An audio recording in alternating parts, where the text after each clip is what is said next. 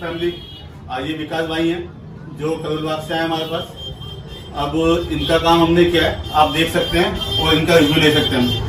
बताइए विकास भाई, कैसा एक्सपीरियंस है आपका? रिव्यू की बात तो ऐसी है कि मैं पिछले 6 महीने से ट्राई कर रहा था। मैं बहुत जगह गया, बहुत जगह मैंने पैचेस वगैरह देखे, लेकिन जो संदीप भाई का बिहेवियर था, जो काम करने का तरीका था, वो बहुत पसंद आया मुझे।